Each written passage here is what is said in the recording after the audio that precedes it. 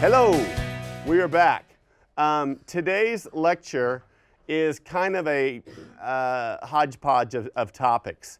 What we're going to do, we're going to jump around a little bit.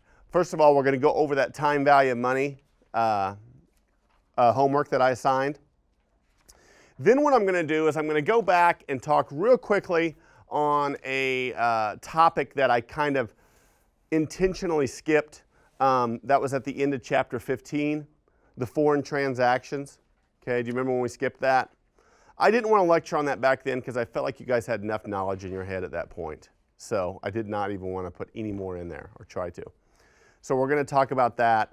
And then the last thing we'll do today, the third thing we're going to do today, is we're going to start chapter 14, which is on long-term debt, and most specifically the specific bonds payable long-term debt. Okay? So that's what we're going to do today. So we're going to kind of be shifted into three different gears. And I'll try to be specific as far as when we're shifting from one gear to the next. So let's go ahead and go over the homework. I think did I not show you the answers to the first two last period? Did I do that? Okay. Well, let me show those again. There's the answer to number 1, and you actually have 2, don't you? You actually have 2 things to solve for. If there's an interest rate, if the interest rate is 5% and if the interest rate is 8%. Okay? So, any questions on that one? I think we did that in class. The answer to number 2, I believe we went over it as well. The answer is 17,204.85. All right. The answer to number 3. You received an inheritance of $45,000. Interest rates are 5%. How much would he be able to withdraw at the end of each of the next 4 years? When you see that word each of the, that kind of tells you it's a P of A problem, right? And did anybody else get 12,690? Okay. Is that a reasonable answer? I think so. Okay. Now, problem 4. Problem 4 is a little different. What they're saying is a certain investment will pay you $10,000 in 10 years. So this is year 0. It will give you $10,000 in 10 years. All right? It will also, though, pay you $400 at the end of each of the next 10 years. So it'll give you $400 here at 1, 2, 3, 4, up to year 10, it'll give you $400 as well. Okay? So, and this is time 0 here. How much would you, if interest rates are 6%, how much would you be willing to pay today for this type of investment? Well, I think that the key thing is to notice that this is a P of F problem, isn't it? We're talking about how much here when there's one amount way out in the future, right? Okay? This is a P of A problem because you're talking about a recurring cash flow of the same amount. So that's a P of A problem. Okay? So you actually have a P of F problem and a P of A problem. And you need to solve for those separately. Okay? Well, the answer to the P of F problem is right here. Okay? You find the present value of the $10,000 future amount at 6%. In 10 years, you get 5,584. You with me? Okay? Now we want to find the answer to the P of A problem. Well, the answer to the P of A problem is right here. Okay? The annuity is 400. N equals 10 because that annuity occurs 10 times. 6% rate. That equals that. Okay? Now, so how much would you pay for this investment? Well, you'd actually pay these two added together. That's what you would pay. Okay? That's what you would pay. Another way of thinking about this is this. How much would you just pay if this is all the investment did? if this was all the investment did is right here, you would pay that for it, right? Well, what would you pay if all it would do was this up here? That's all the investment would do for you is what's showing right here. Well, you would pay this, right? Well, what if it would do both? Well, doesn't it make sense that you would pay the total of those two answers? Does that make sense? Cool? Any questions on 4? Did anybody get number 4 right? Usually it's kind of a tricky one. So, all right. Number 5. Let's go to number 5. Man is listed as in the newspaper as having won $10 million in the Kansas State Lottery. However, as always is the case, he does not actually receive the $10 million now. Instead, he will receive $500,000 at the end of the year for each of the next 20 years. If the interest rate is 6%, what's the present value of the true amount that he won? We're going to ignore taxes. Are lottery winnings taxable? Yes, they are in a big, bad way. But let's ignore taxes for a second. Well, the present value of that is actually that $500,000 is an annuity that you're going to receive over the next 20 years. The interest rate they tell us is 6%. Thus, the present value, ignoring taxes, is roughly $5.734 million. Correct? Okay.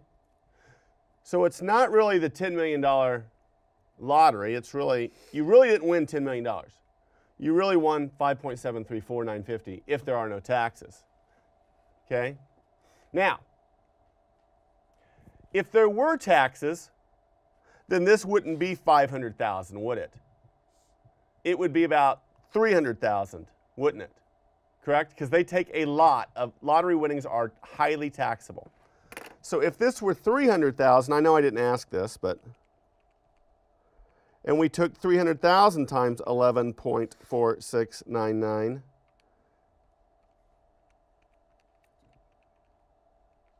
we would get 3.44 million, roughly. Okay? So really, if there's taxes, you really didn't win the $10 million lottery, you really won the $3.44 million lottery. Now, it's still a real good day. You've had a really good day if you won the lottery, right? Okay? But it's not the 10 million. Now, why don't they tell people that you won the 3.44 million or the 5.7? Why do they say the 10 million? They can get more people to play. 10 million sounds better, right? And usually the sort of people who play lotteries are not people who are real adept at time value of money anyway. So you don't need to worry about them calling your bluff on it. Okay? So, all right, and I had a friend in college whose parents won the lottery, and that's exactly how they paid it out over 20 years. So they usually offer you a choice. Do you want $500,000 a year for the next 20 years, or do you want this much right now, and then you're going to have to pay taxes on it? So, cool? Questions on that? Okay, let's go over number 6. If you receive a loan today of $12,500 for an auto, how much will you have to pay at the end of each month if the term of the loan is 40 months and the annual interest rate is 12%? First loan payment is due at the end of the first month. Okay, this is one of those situations where N doesn't, or our number of periods doesn't equal number of years. We pay monthly, right? So our interest rate needs to be a monthly rate. So if 12% is the annual rate, what is the monthly rate? 1%. Okay? So the answer to if the interest rate is, or I'm sorry, if the term of the loan is 40 months, Jeremiah's not here. He usually tells me that I can't see it. All right. That's your loan payment, $380.69, right? $380.69. Okay, did anybody get that? Okay. The key is the number, this is 40 months, so this can't be an annual rate. If that's 40 months, this has to be the 1% monthly rate, okay? And they said that this is the annual rate of 12%, so the monthly rate is 1%, okay? Questions? Okay, now they ask us, what if you paid it off in 20 months? Well, you might expect this to be double. And 2 times 380 is about 760. It's actually not double. It's 692.69. And the reason is because all of this is in regards to compounded interest, where you earn or pay interest on the interest itself, right? It's not simple interest, it's compounded interest. So here we just redo the problem. We use P of A. Again, we use 1% per month, and this is 20 months. I believe that's the appropriate P of A factor, and that's how much our monthly rate is for a 20-month loan term. Cool? Okay. Any questions on that? Did you guys get that? Awesome. Okay, one thing real quick is we're kind of wrapping up time value of money. We're going to revisit it before the test because I don't want you to forget it. But a video that we watched before class, and I can't show it to you on camera because of copyright restrictions, is Death to the Pennies. Take a look at that on the screen. I can't play it, but I can show you the title of it if you can show that YouTube video or the cover thing. But if you go to Death to Pennies on YouTube, you folks at home that are online students, or if you're just watching this, go to YouTube and type in Death to Pennies, and you'll see a video like this. It has a lot of hits because it's a pretty popular video. But it has a lot to do with time value of money and the fact that a penny back in the 1940s, as we spoke about, was worth quite a bit. And now a penny is almost so worthless that we should almost just discontinue using pennies. Okay? So watch that video. We might try to put that link in the description of this video, so you might be able to just go down and click on that if you're watching this at home. All right? Cool. All right, we're going to shift gears now. Remember I said we're going to do 3 things today? That was the first thing, going over the time value money homework. Second thing we're going to do is I want to go back and pick up a subject that I purposely chose not to teach you at the time. And it's not too difficult of a situation. But what it's going to talk about is foreign transactions, okay? And if you look at the end of your chapter 15 PowerPoints, you should have these PowerPoints, okay? Now, before we talk about this, let's have a little side note here, okay? A little side note here. Let's journey back to grade school, all right? Remember how fun grade school was? All the kids were nice to each other, right? Do you remember learning how to multiply fractions? Do you remember how do they still teach that, or are they not doing that anymore? They're still doing that, right? Okay. Remember they would teach you, like, if we wanted to take 1/3 times 3/7. Remember how we would do that? We could take 1 times 3 equals 3, 3 times 7 equals 21, so that equals 3/21, right? And then we could reduce that, right, to 1/7. Does this ring any bells from grade school? Bringing back painful memories? Okay. Okay, so that's one way you could do that. But the other thing that they taught you, do you remember canceling? Do you remember how you could cancel things? If you're multiplying a fraction and the numerator up here equals the denominator down here, you could actually cancel those, couldn't you? And then what are you left with? Well, 1/7. Does that make sense? Which is the same answer. But do you remember that canceling? Okay. Well, why do I bring that up? Well, we're going to talk about exchange rates, okay? We're going to talk about exchange rates between countries. Let me give you a little example, okay? When I went to Guatemala this year, and looking for my notes here. I went to Guatemala this year, and one thing that I had to do was exchange my dollars for the currency of Guatemala. Does anybody know what the currency of Guatemala is? It's called the quetzali. The quetzali, okay?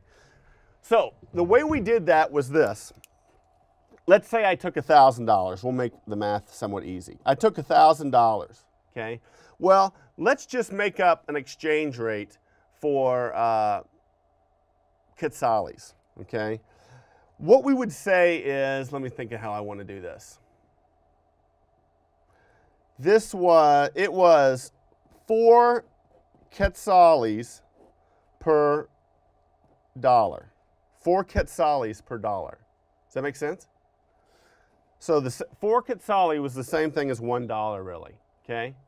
Or you could also say the exchange rate was $1 for 4 quetzalis, okay?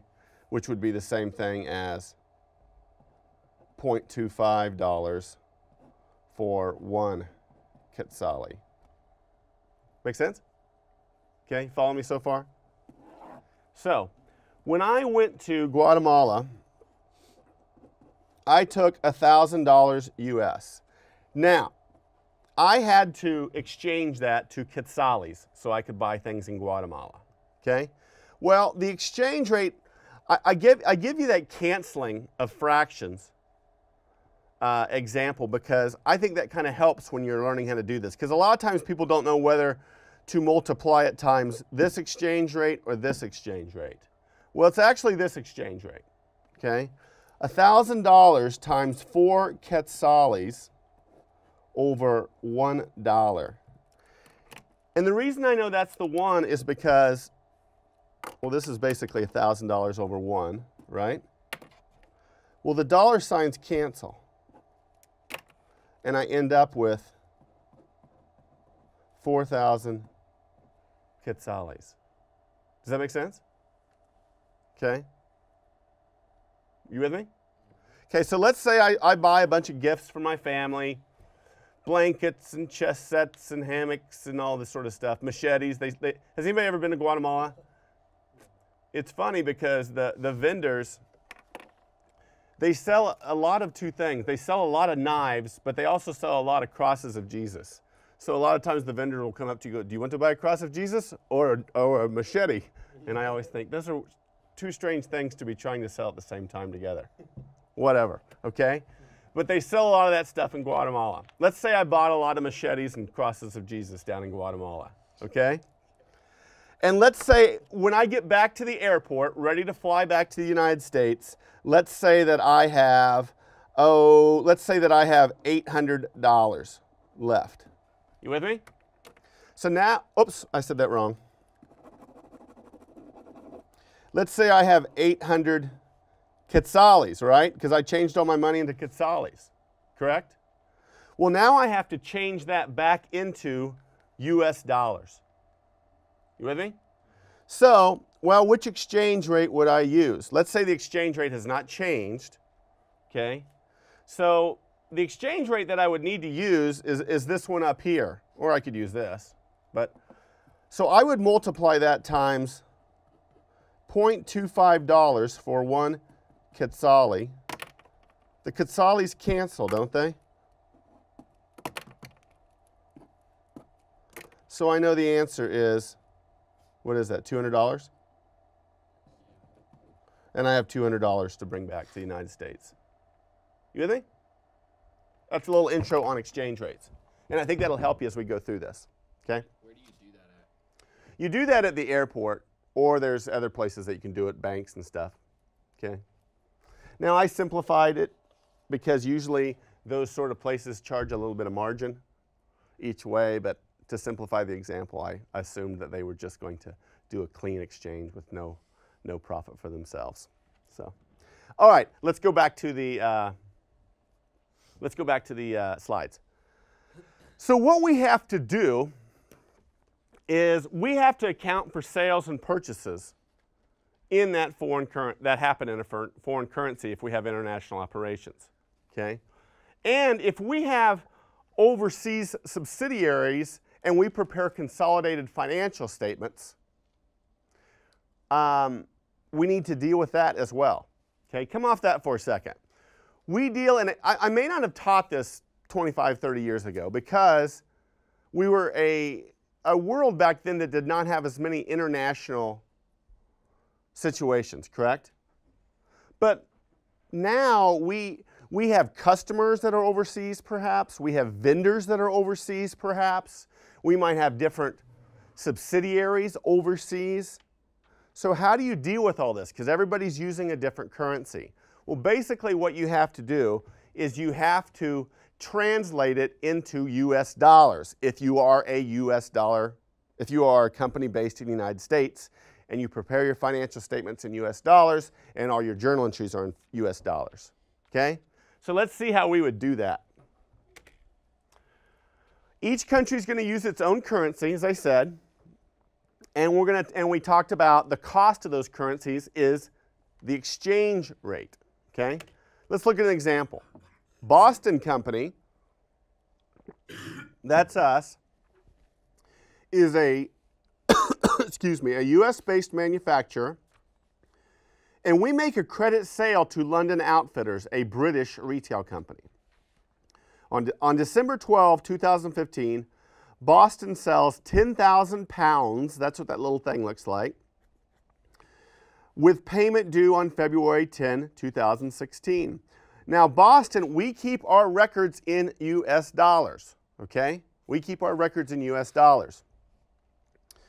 At the date of the sale, the British pound is valued at $1.80, okay? So, our sale was for 10,000 pounds, okay? Now, all our journal entries and all our books are in US dollars. So what we have to do is take that, let's see if I can do this, 10,000 pounds times the exchange rate. And the exchange rate at that time is $1.80. Whoops, that's supposed to be an 8. $1.80 per pound. Okay? Well, these pounds cancel, and what do you come up with? $18,000. And that is what our journal entry is for. Now, we don't put dollar signs in our journal entries, but there is an understood dollar sign in them, correct? So, at this point, our accounts receivable is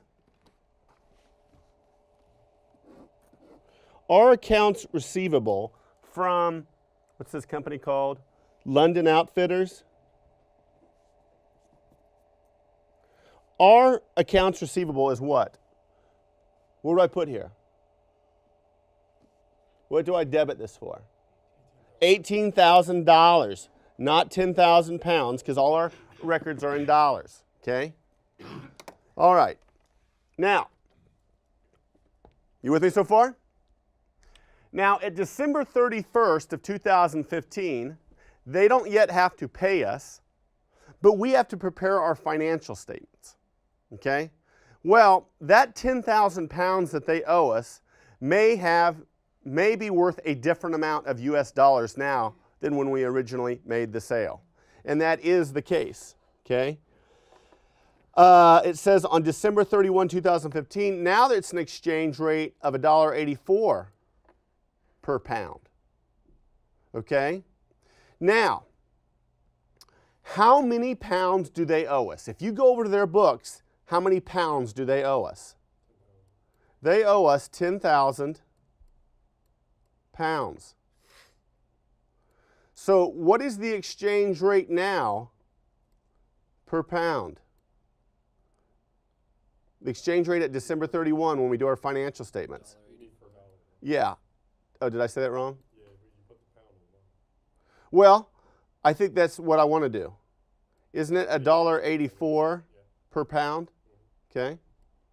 So once I multiply that out, the pounds cancel. So this is $18,400 what that 10,000 pound receivable is worth now, correct? Now, So we actually have what is called a foreign exchange gain. That would be reported on the income statement, like all gains, and added in arriving at net income. So what we have to do is our debit is to accounts receivable from London Outfitters. And you can see down below they added that 400. Let me use the more traditional T account, and let's post this debit to accounts receivable. Okay?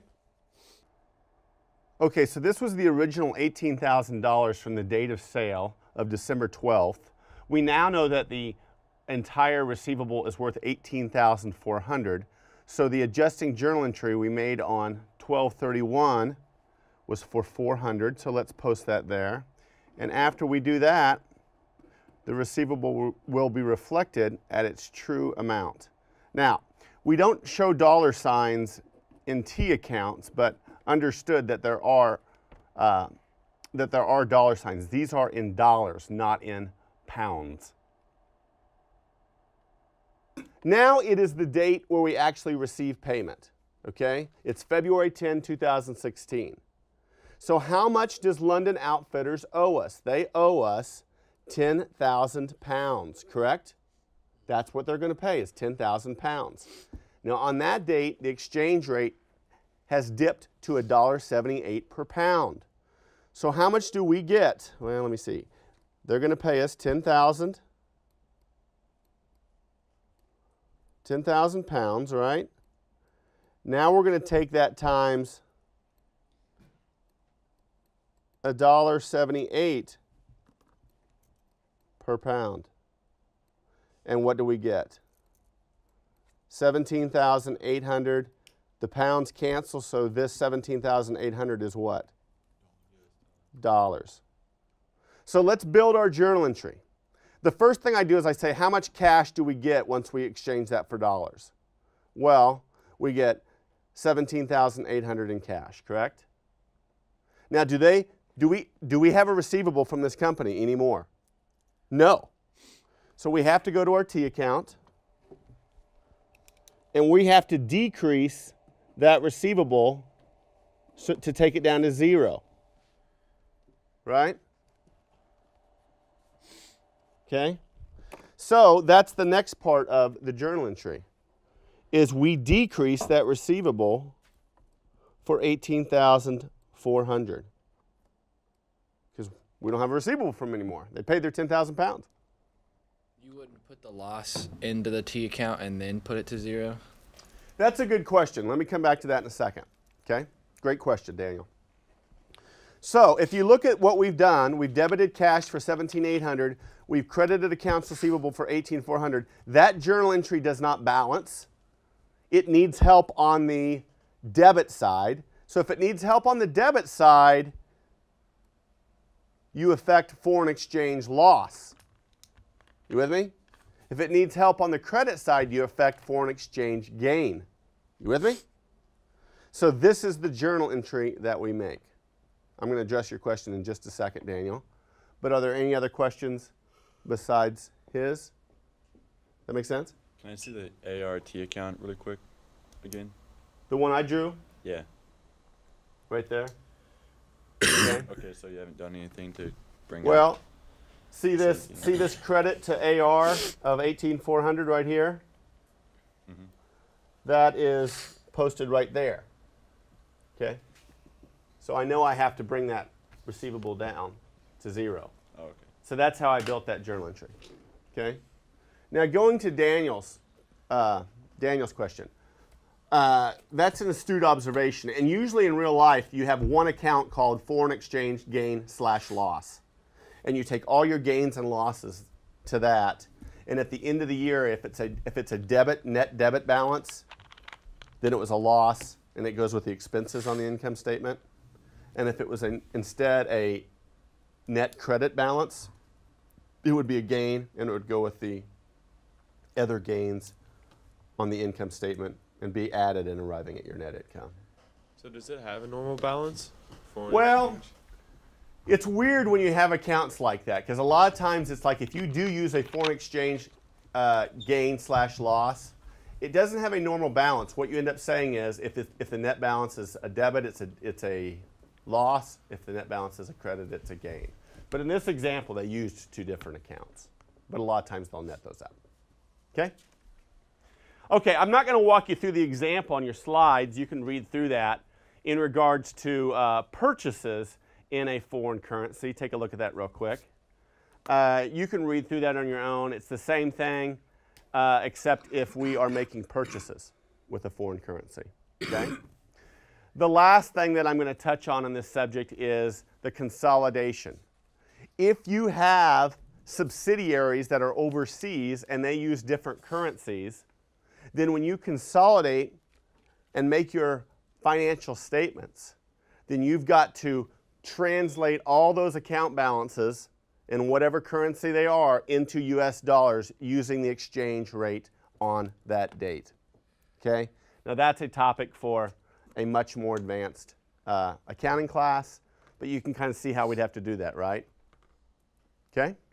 All right, I'll give you a couple of those for homework, and that's about all we'll do with that.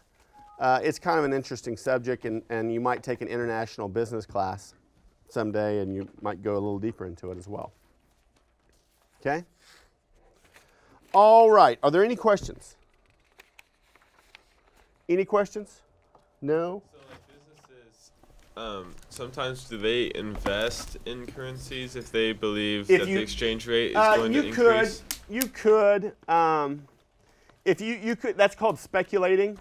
You could speculate if you think the currency is going to change. Perhaps. I don't think that's a wise investment move for any of you, but yeah, you could do that. Okay. Are they predictable? Well, like, do they like change every day? Or yeah, like... they do change often, and some of them change more often than others. But they're kind of like interest rates. You know, they say interest rates are going up or interest rates are going down. We don't know for sure. So if anybody knows for sure, they can be independently wealthy. It's just like if you know who's going to win the Chiefs game and by how much on a Monday night of next week, that's pretty much a sure thing, isn't it? Okay? All right, we're now shifting gears again, okay? Shift gears, make a mental shift of gears right now, okay? And we are going to talk about long-term liabilities, long-term liabilities, all right? So let's talk about long-term liabilities. This is chapter 14. Now, do you remember when we talked about one way that you could raise capital or raise money for your company was to issue stock? Do you remember that? Okay. Well, another way that you can raise money for your company is to create debt, to issue debt. Get a loan, or well, we're going to talk about some other ways of doing that. Okay. Now, I don't know if you remember this happy sad face thing I did, but remember when we said about some alternative ways to raise capital for your company? Chapter 13, we said you could issue common stock. The bad thing about that is you're selling ownership of your company, right? So you've lost control. The good thing is you are not required to pay dividends in lean times. Okay? If you issue common stock. Now, the alternative is you can get a loan. Okay? Or you could issue debt. Now, the good thing about that, and this is all from the company's perspective, not the investors. If you get a loan, you do maintain control of your company. You have not sold shares and given them voting rights. That's the good thing. The drawback is you are required to pay back principal and interest. Even in lean times, you got to pay back principal and interest. Are you with me? Okay? So, the slides say it a little different way, and let's look at that real quick. What are the advantages to the issuing corporation of what we call bonds? Now, let's come off that for a second. We're going to talk about bonds more specifically in a second, but bonds is a specific type of long-term liability that a corporation can have. Okay?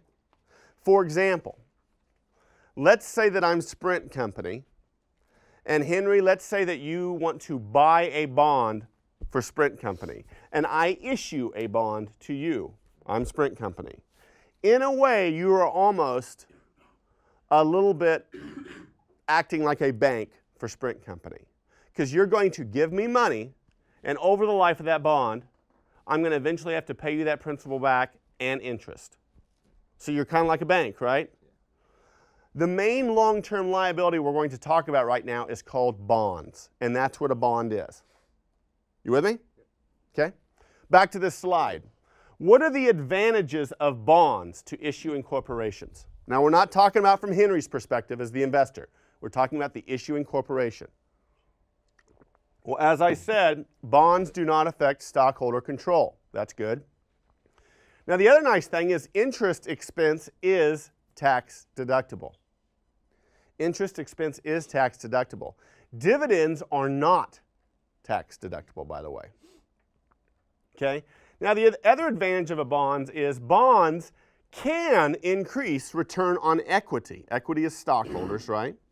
So bonds can increase return on equity. That's not a guarantee, but it can happen, and if that does happen, it's an advantage. Come off that for a second. All this is saying is this. If we issue bonds at a 5% cost and invested in something like a new product or a new process, and we earn 8%, is that a good deal? Cost of money was 5%, we earned 8%. Yes, stockholders are very happy because it increased their return on equity. And when that happens, that's an advantage. Now let's look at the disadvantages to issuing corporations of bonds. Okay? Well, like I said before, bonds require payment of periodic interest and principal. Even in lean times, you have to do that. Okay? As opposed to dividends where you have a choice. Now, the other disadvantage is there are times that bonds can decrease return on equity. Okay? And all we're saying, come off there again. Let's say we issue those bonds at 5%. We invested in a new product that we think it's going to go gangbusters, and we only earn 1%. Well, that decreased the return on equity, right? The cost of the money, the cost of the capital was greater than what we earned on that. You with me? Okay. So in that case, it's a disadvantage. Okay. Now, does anybody here have like an auto loan? Anybody here? Nobody who has an auto loan? Well, guess who has an auto loan? I have an auto loan, okay? All right? I have an auto loan, and let me tell you how that auto loan works. You guys have school debt? Oh, yeah. Okay. There, I hit on something you have. School debt. Okay. Let's say I have a 4-year auto loan, okay? 1, 2, 3, 4, okay? Well, every month, I have to make a payment, don't I? Every month. 12 times a year. I'm not going to even fit them all in there, but you see what I'm saying, right? Every month I make a payment. And that payment that I make is partially principal reduction, and there's also interest. Isn't that correct? So if you're looking at a graph of my loan, over time, let's say the loan starts at $12,000. Over time, as I make payments, the principal goes down, and most of the principal reduction happens at the end. And at the very end, I owe 0. Make sense? Because each payment I make has some principal reduction and some interest. That's the kind of loans that we are familiar with. Correct? Okay, let me tell you how bonds differ from regular loans that you might be familiar with. Let's say we have a bond that is, let's say it's a $100,000 bond, okay? And let's say it is a 4-year bond, And let's say the interest rate is 6% annually. Okay? Well, almost all bonds, and for every bond that we discuss, interest is paid semi-annually. What does semi-annually mean? It means twice a year. Okay, every 6 months. So here's how that bond works. Now again, we are looking from the perspective of the issuing corporation. Okay? Well, at time 0, I get $100,000 of capital. Just like if I got a loan, I get $100,000 that comes in. Okay? You with me?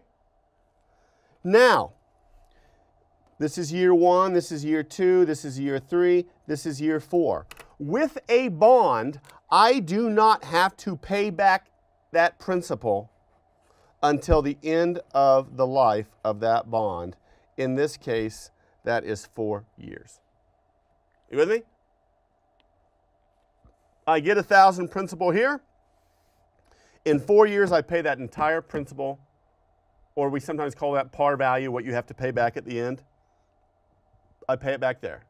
So if you looked at a graph of my principal reduction, it would not look like this.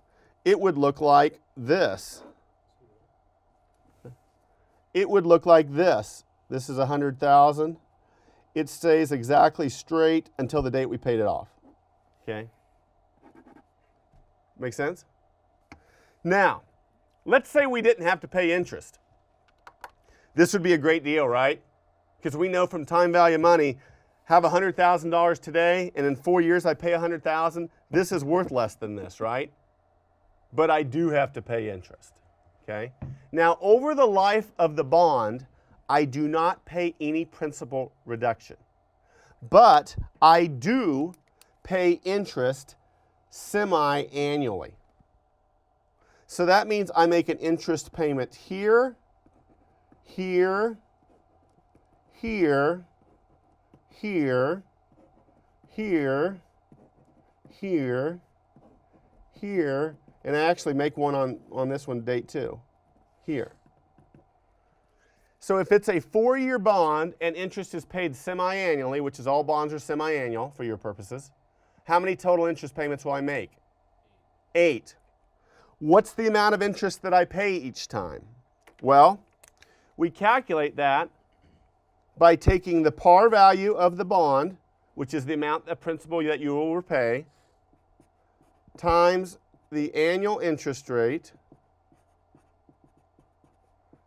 times 6/12, or 1/2, because it's semi-annual. So in this case, how much interest am I paying each time?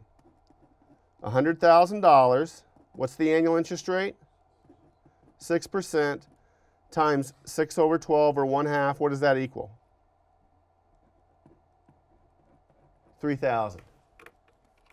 So every 6 months, I'm paying interest of, interest of 3,000.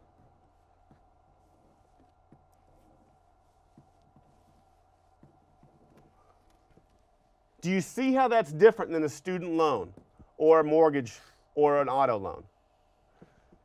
We pay back the entire principal at the end and we just make interest payments. You with me? Questions?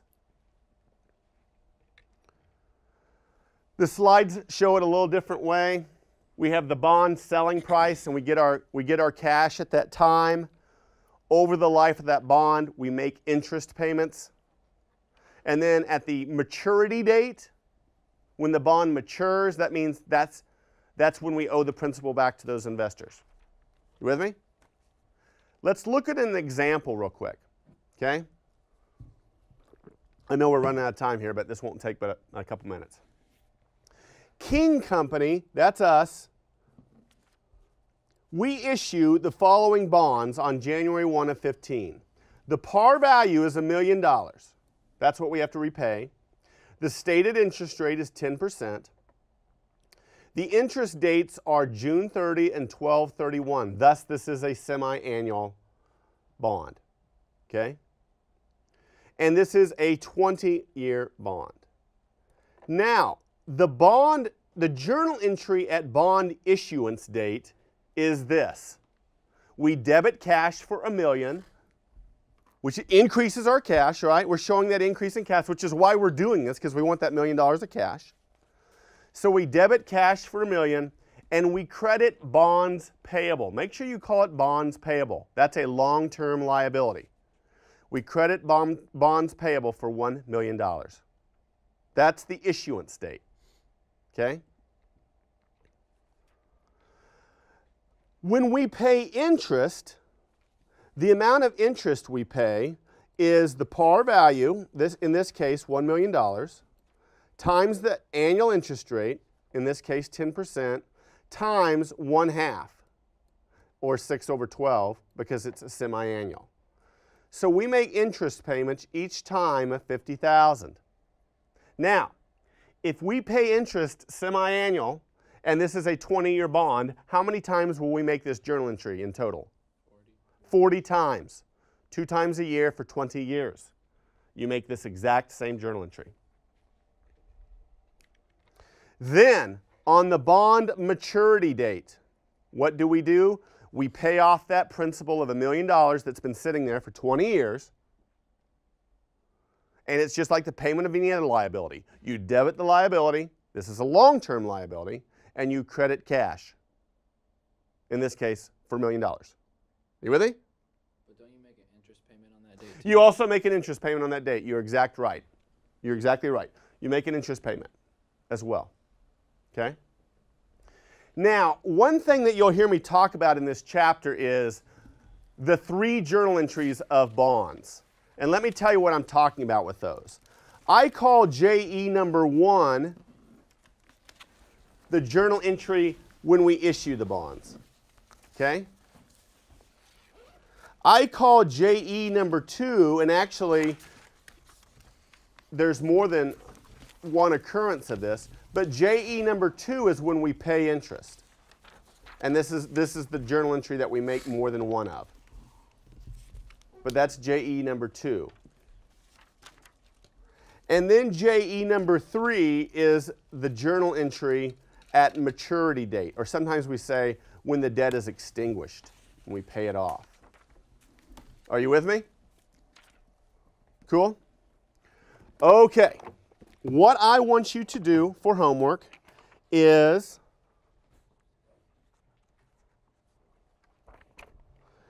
I want you to do Quick Study 1514, Quick Study 1515,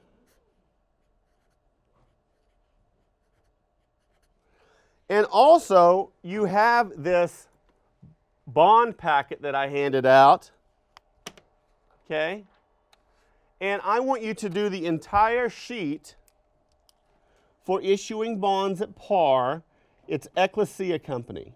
You folks at home, that's in your packet, okay?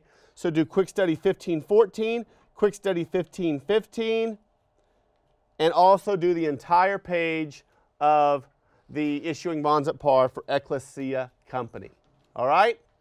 I know that was a lot today. I know that was kind of 3 different subjects. So if you need to review any of those, just rewind, okay? Remember to always be checking the red calendar on D2L, folks at home that are taking this online, for the due dates on Connect, okay? Use those smartphones, put in your due dates, all right? Okay, we'll see you guys later. Bye-bye.